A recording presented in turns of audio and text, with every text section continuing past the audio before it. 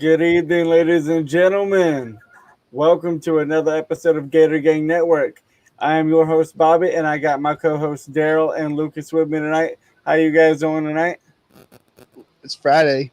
We're doing Or good. sorry, it's Monday. It's I'm doing Monday. Goodness really good at the gracious. moment. I You wish get it my was days. Friday because we Get can my get into days game mixed day up. real quick. It's Monday. Uh, those of y'all who are I'm doing watching pretty either good. now or watching later, make sure y'all like, share, and subscribe to the Gator Gang Network channel on YouTube. Without further ado, we're gonna get right into it. Another showcase for the offense and the Kyle to Kyle connection, and they're them two out there. They're killing it. They're doing their thing. They're helping us get the wins. Offensively, we have a lot to be proud about, a lot to hang our hat on, and we're just looking stout. But on the flip side, on the defense, some work is to be done, and we are going to touch on everything and more tonight. So yeah, Lucas, I'm gonna start with you on this. What did you think about the My offense? hat. The offense played the way I thought they were going to play, but the defense just, I don't know, man. The defense just has me a little bit worried. But, Yep, but in yep. regards to the offense, they played the way I thought they were going to play. The offense we're looking. I mean, we're firing on all cylinders in the passing game, running game. Where we still need some work on. I'm seeing some improvements over from last year to this year. But Darryl, how would you touch on the running game? The running game is getting better. I mean, it may not seem like these explosive runs that some of these typical running teams do, but we are getting runs down the field. The offensive line's definitely improved, and that's going to make the passing game even more dangerous. So, we don't necessarily have to run the ball down to a touchdown every time, but we do have to get the 3-4 yarders, right? We have to get that pressure on. I mean, I am seeing a big improvement from it.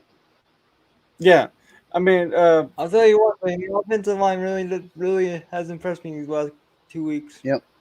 Yep. yeah, I mean, Brett Hagee's not back in the lineup, so you have your center issues. But I think once he gets back into the rotation, we'll be a lot better in that category as well.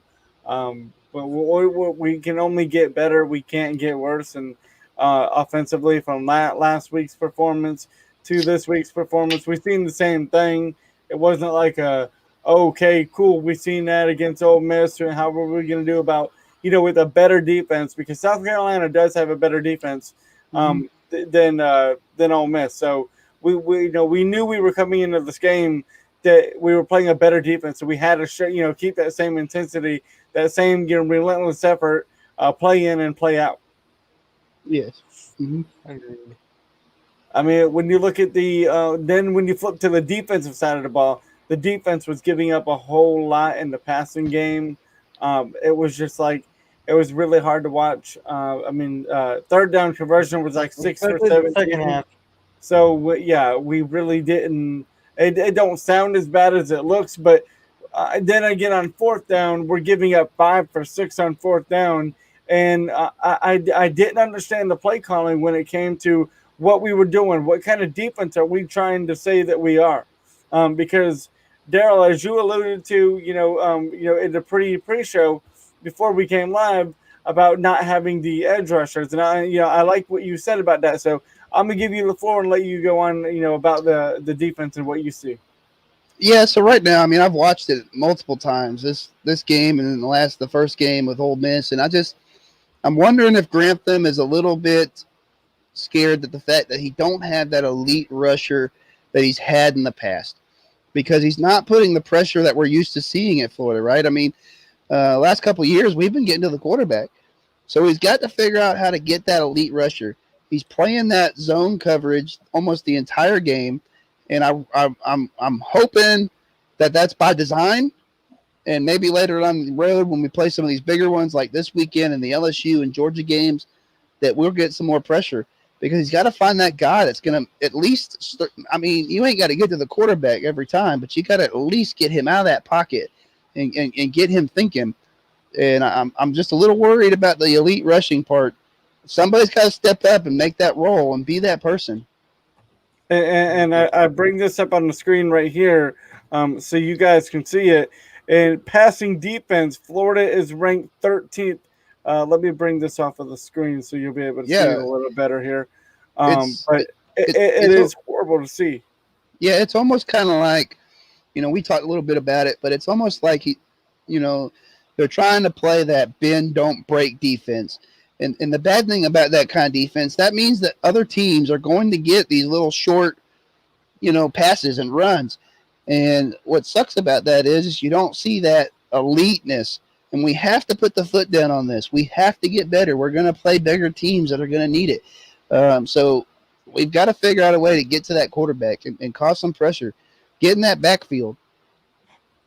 Yeah, like you're saying. I mean, when you look at Florida, we are 13th in pass defense. I mean, we're at the bottom tier of the league right now.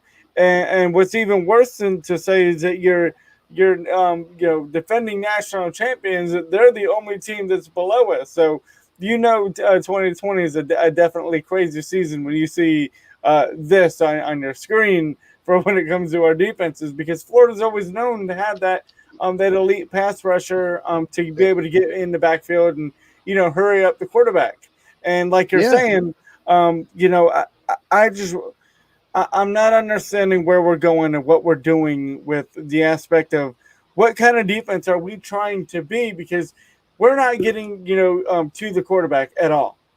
I mean, we have like 8 sacks, but we really have gotten them at times where like it's just kind of first down, second down. But when it comes to crucial plays, we're not able to get back there. I mean, we're playing a soft zone coverage, and we're allowing, since we're not able to get to the quarterback, we're allowing a little dink slant to on the inside, and you get those 4 yards. There was a 4th and 4. Yeah. The receiver, he's in the slot position. He makes a slant to right to left, or left to right, and he got the first down. Yep. So we Yeah. got Right to on it. eliminate stuff like that. Yeah. Yeah, I I agree with agree. you. I mean, we got to get that press. And you know what? Whenever he does put press defense in, Florida does actually pretty well. It just seems like whenever they're playing that safe zone, and they just like that one play, 4th and 4, you got to be up on that guy. I mean, they got 4 yards to go, so you got to be up on him. You got to jam him. If he gets by you a little bit, you got to let your safety come up and make that tackle. So I agree. I mean, we got to be able to get more press coverage on these receivers. The defense is really disappointing. Lucas, Every, what did you think about how we were playing on defense? I mean, what was your take I was really from disappointed. I honestly thought the defense would be way better at this point of the year. I know it's early and we got a lot of freshmen, but I was really disappointed. I thought we would be way better. I think the same. I Yeah. think that we're missing a defensive end that can get around the edge and make something happen. And I thought Diabate was going to be that dude. I really thought that he was ready to step up in the Yeah. light and shine like Grenard. Somebody's got to step up. And like Lucas was saying, maybe Brandon Cox can get that pressure from the linebacker spot there. But we got to make it happen, right? We got to let these players go and make that play happen and stop being so worried about the big Mhm. play. I mean, okay, if the big play happens, it happens, but we got to make sure we get some pressure on them. So what did y'all think about Claire Elam? I mean, he had like 8 tackles, but he seemed to be around every play. And it wasn't a good look for him, because I was like, every completed pass, he's not there in the tight coverage. He's not on the outside of the route, not biting down on the route. It's really hard to see that he's not playing the fun. Even with the fundamentals, he's not there. I don't know what's going on there. I was uh I was really disappointed with Kyrie. I thought he would take a major step forward I this mean, year. what do you see the problem being on the defensive end and the back? Yeah, so We've got to do something. Something has got to come on the defensive end, and we got to get it yes. together. Darryl, So I like the way your analysis that you had posted on the group about maybe this defense being a disguise, that we're not yeah, really showing what we're capable of. And you yes. think that he's going to bring that out in the against A&M? Yeah, and hey, I'm just gonna let Scotty know real quick. We can see your name, so whatever you Yeah, did, you did we right. can We see can your see name. your Gators. Yeah, so thank So you. good job. So I was saying earlier in one of the Gator group chats that um, it's not a typical Grantham defense. Okay, we're playing that zone coverage, and like I said, I just don't know if that's because we're trying to cover the fact that we don't have that elite rusher, or is he trying to hold back a little bit? Because we do have bigger games that are coming other than Ole Miss and South Carolina, right? So maybe we see that a little bit more later. I'm hoping that that's the case. I do feel like Grantham can dial up that defense from the corners blitzes, the linebacker blitzes, and I really do feel like that may be an issue that we've got to fix. But I do feel like he's going to probably disguise it a little bit because he knows there's bigger games coming. I mean, we can't. You definitely don't want to show everything that you have, and he's definitely playing a very vanilla defense right now, and so that's maybe part of the reason why it doesn't look so good. I hope that that's the case. I really do, and I think they're going to come out. I touched earlier in the pre-show before we got on here that LSU, they went on to win the national championship last year. They had a great offense, but their defense really wasn't that great in those first 4 or 5 games of the season. So they didn't really pick up that defense until later. And I'm not trying to give the defense any leeway. I think they need to pick it up, but there Those of could you, be go ahead. there could be that sense of maybe we're just going to try to play that bend don't break type defense. We're already up. Let them run the clock out and let's get the win. I'm hoping that that's not the case, but I just feel like it is because I just know in my heart and in my Gator pride and that's not a Grantham defense.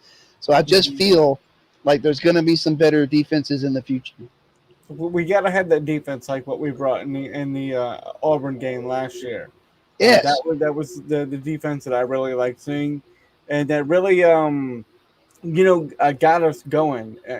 When like we were talking about the defense last year as well. Like, can we get these stops? Can we stop the tackling? And throughout the games, the improvement came. And then when we got to the Auburn game, where we're really kind of flying everywhere and doing everything that we needed to do. But this year we're not had that. We're back in the same boat. We're back in the same loop. So uh, I don't know who's got to step up. Lucas, you mentioned Javon Dexter, Bretton Cox, Jeremiah Moon. All these people. The inside they've got to get better pressure. Vontrell Miller, he's playing lights out. I really can't say too much about him because he's done his part. So I know last year, we used I think it was Henderson, if I'm not mistaken, off the cornerback position there. Who's that guy? Who's that guy that can get that pressure from that cornerback position? Yeah. And Maybe. maybe, but somebody has to step up there because we've got a lot of sacks off of that last year, and somebody's got to be able to get in there and get to the quarterback, even if it's not a sack. It's at least a pressure. Hurry him up. Get him thinking. Get the pressure. Those of you who are watching, y'all drop a comment. Let us know what y'all think about the defense, the offense. What's your takeaway from the game that we can elaborate on and really just kind of get to set the mood of what we got to do to beat A&M this weekend and be a whole lot better on defense. And I know tackling is one of them because that wasn't too much better from game 1 to game 2. No, It really wasn't. I will say, it is an improvement. Our defense did improve from week 1 to 2. Okay. And I will say that the South Carolina Florida game, that score is a little bit deceiving because our offense also gave, the South Carolina offense good field position on a couple Twice. drives. They won it Twice. So, maybe it's a 14-38 game instead. I don't Obviously, I don't mean to interrupt you, but that one interception I don't think was an interception. So I don't agree with the interception. We did fumble the ball. We did give South Carolina too many opportunities because our offense made some mistakes. Right. Now, not giving them, our defense needs to step it up. But because that's going to happen. All right, you're going to have turnovers, and you need to be able to be ready when those turnovers take place and take control of the game. And we didn't when those turnovers happened. Both those turned into scores for South Carolina, which made that score a lot closer than probably what it should have been. Yeah, somebody had mentioned I don't know who it is, but the offense don't need to turn the ball over. Exactly, Absolutely not, because exactly. regardless of what the case may be with the interception, whatever the case may be with the fumble, we can't have those. And even if we do, we've got to have a defense that can step up and stop them, because that's 14 points on the board for South Carolina because they scored on both of those drives. Yep, yep. I mean, it was.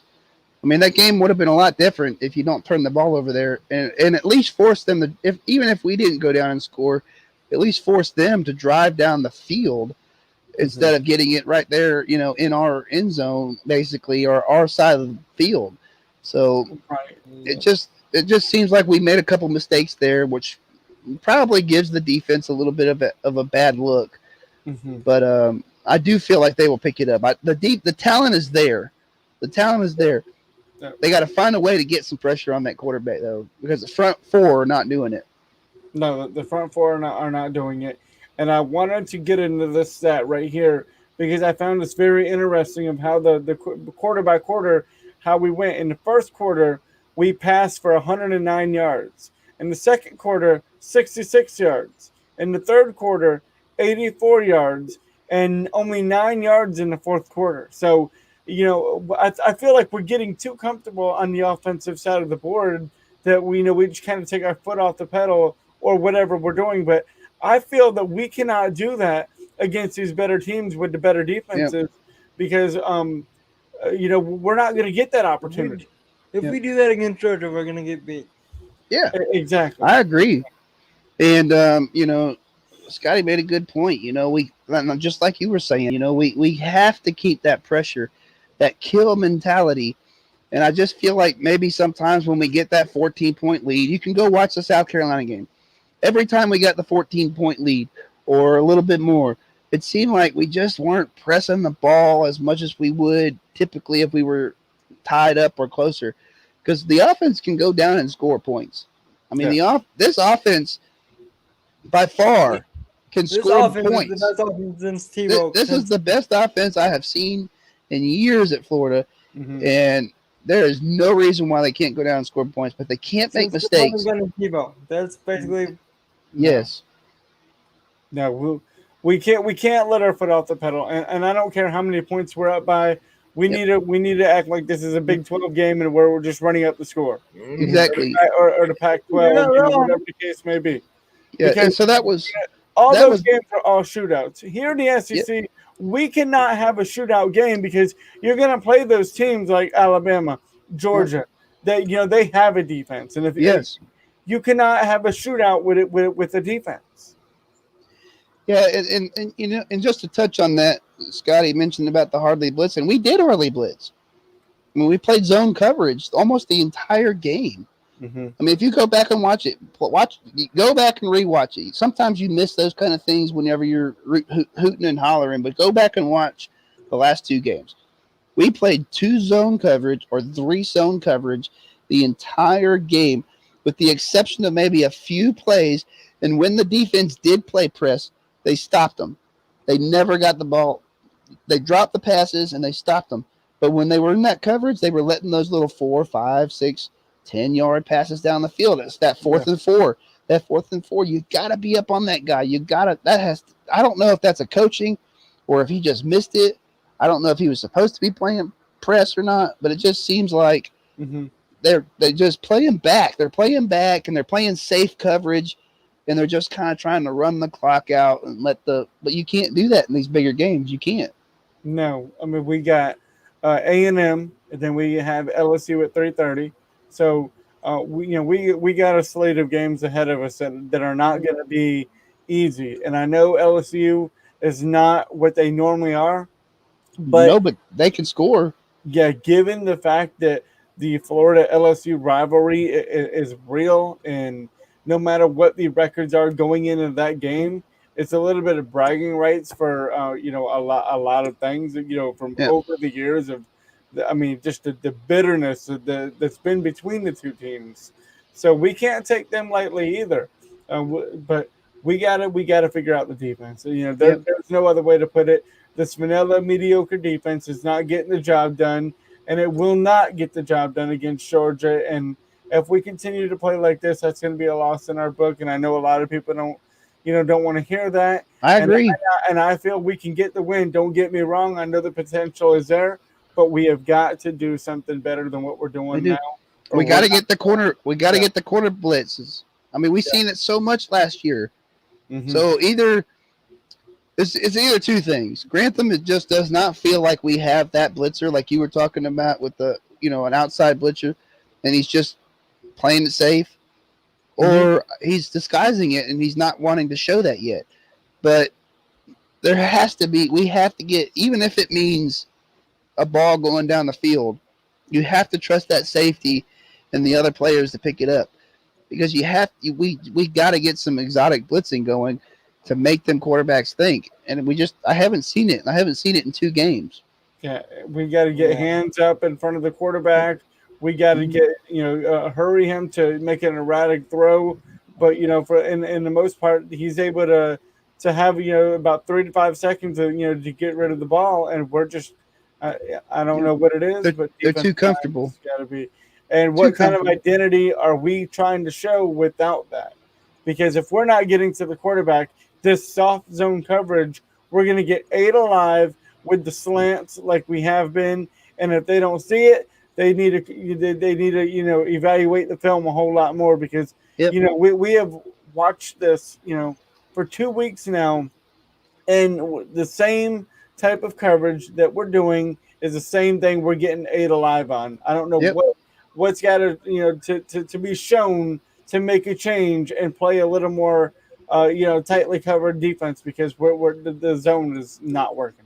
I would almost rather lose a game putting pressure on those receivers than just sitting back and letting them eat us up.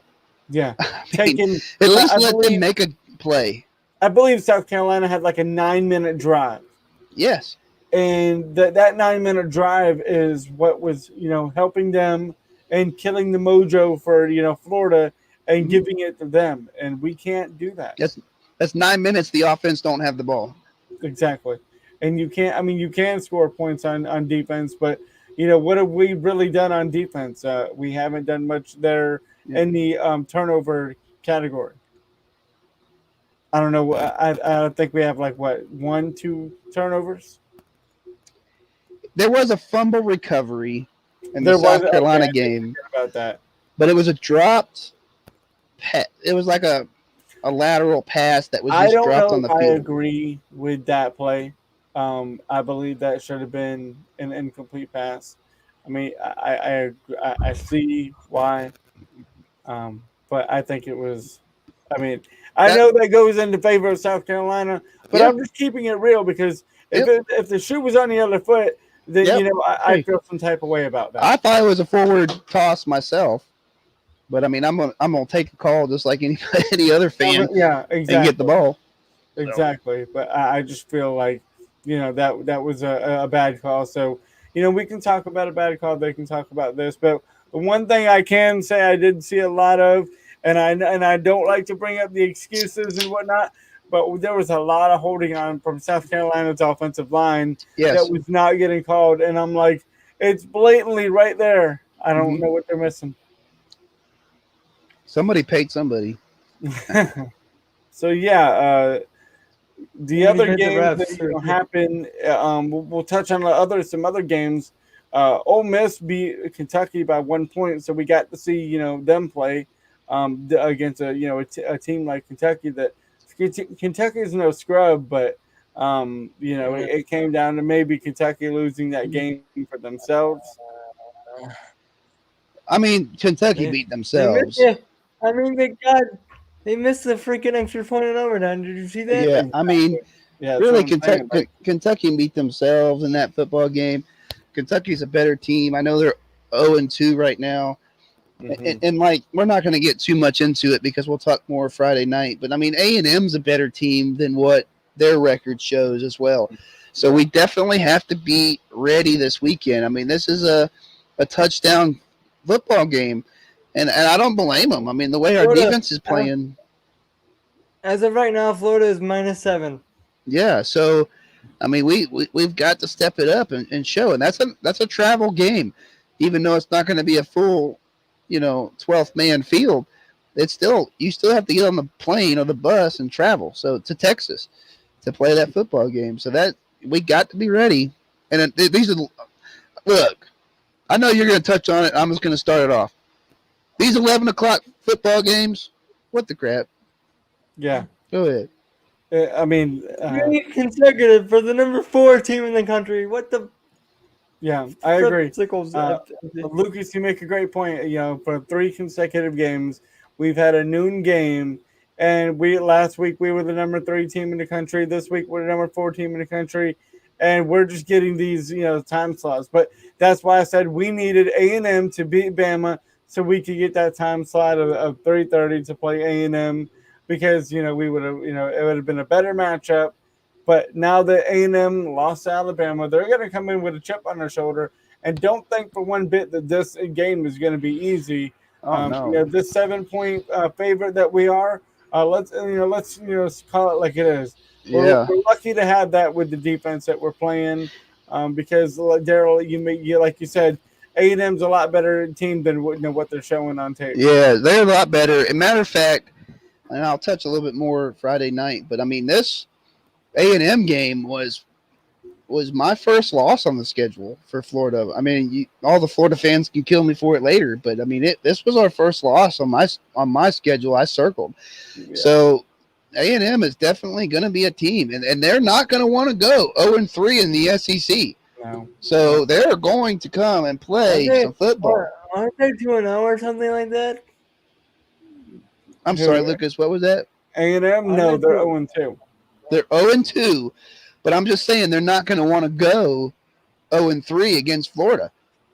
So when they play Florida, they're not going to want to go 0-3 in conference play because that's really going to mess them up. So if they're going to come play this football game, they're going to give everything they have to this football game. The best thing that could have happened was A&M winning to Alabama and maybe kind of giving them a little bit of overconfidence. But now with this loss, they're going to come play this football game. I mean, this is going to be close. This is going to be a really close game. Yeah, I brought up this comment because Scott says I think home field advantage is overrated this year, and I will have to agree with you on that because it don't feel the same to me. I mean, we watch it on TV, and we see it kind of has that same feel as what it always feels like. Yeah. But those of you in the group or who are watching, if you've gone to the game. What was your experience with not being a whole 90,000 plus and seeing some cardboard cutouts and whatnot? I think that's pretty cool. Yeah, I do agree that obviously home field advantage isn't going to be as big of a deal this year. But I do also, I mean, like I said, regardless of whether or not they have a full stadium, our team has to get on a bus or a plane and travel. All right. And that's a challenge. That's a challenge because I mean it's not your normal typical routine and it does throw teams off. I'm gonna give it a break and I'm gonna give it a pass. I'm gonna give it to usually in a normal season we would see our biggest improvement from game 1 to game 2. I'm considering everything is normal. But I'm going to give it a break. I'm going to bite the bullet from weeks 1 to 2 for the biggest improvement. And I want to see if, we've seen 1 week. We've seen 2 weeks. We've slowly improved. So in week 3, I really want to see better in the passing defense and not playing so much zone defense. That's what I want to see a little more. You will see it this weekend, Bobby. Coverage. You'll see it this weekend, Bobby. They will get more pressure on that quarterback at Texas A&M than they have all the last 2 games. I promise you. I really hope so, man. Count my words. Mark my words on it. I really do. I hope so too. Because now I just promised y'all. Are you going to go on your rant that you were supposed to go on? Or Well, do you I have a rant that mean, you're? no, I pretty much, I let you go on that one because I let you have the floor on the Nooners because I mean we're on the same agreement that we need a better time I don't slot. mind. I don't mind a noon game, but damn, FTC, put some 3:30 games on there or something. Yeah, let's Hey, get some night games, the 3:30 we games. get a 3:30 game next weekend at least. That's guaranteed. That's It's guaranteed. in the books. So we will be back with y'all on Friday night for another episode to the preview of the Texas A&M Florida And by matchup the way, the in contest College for this Station. week is up. Go submit your score predictions. Yes, I'll get you, and we'll get to that in a sec. Well, before we get off of here, and Lucas, I was going to let you have the floor, and you'll mention that, but you kind of already took off on me there. Darryl, anything you I'm want to leave sorry. off with tonight? I'm sorry, bud. My bad. So the only thing, look, it's Monday night. We got all week to practice and get better, and focus on what we need to focus on. Dan had his press conference today, and I thought he made some good points that, at the end of the day, it's a win's a win. The one thing I thought was really unique that he said is it doesn't matter if we win by 3-0 or 52-0. A win's a win. So as long as they continue winning, the fans are always going to have issues with how they do that. I mean, they could blow them out, and the fans will still find a way to be mad. So win the games, and that's all that matters. Exactly. Get the win. Go into Texas A&M and get the win, and keep winning. And I'm with you. I trust you, Dan. I trust Grantham. I know they're going to get better. We just have to be a little bit more patient this year. You basically Yep. took everything that I was going to say, but to sum it up, the defense has got to step up. The offense has got to keep doing their thing, and we got to be a little more efficient in the running game and get a little more balance. And that's about all I'm going to touch on until Friday I mean, night. offensive line is really impressed me too. So Yeah. The offensive line has really the offensive line has picked it up. I mean, and the offense can score. We know that. We just have to get that elite. We got to get that elite defense. Right. I want to bring up this question because it's a really good question. Does anyone know how many players were out this past game? I know Kyrie Campbell was out. I know he didn't play. I'd like to see him back. Brett Hagee was out. Them are about I the don't only two know. players that I know that were not in the game. But going into Dan Mullen alluded to in his press conference the last week after LSU that he wasn't really going to get into injuries this season. So I'm not really sure we're going to know too much about who's not going to play and who's going to play until Monday morning when the official depth chart. There is somebody who's out for about 2 weeks, and I don't know who he is exactly, but there is somebody out based off of injuries. But that you're right. Dan said he's just not going to get into it this year with all the COVID stuff. So you're not going to know really until we did return some players this game compared to the first game, and I think you can see it a little bit. But I still think we're lacking a few players that we haven't seen yet. Yeah. I mean, for the players that came back, this was their first game. Let's see what they do in their second game. So we'll see what we do from week 2 to week 3. So I mean, that's all we can really say. That's it. Hey, get the win. Yeah, get the win. I don't care how you do it. Get the win. The rest, takes care of itself. If you're in a gator, you must be gator bait.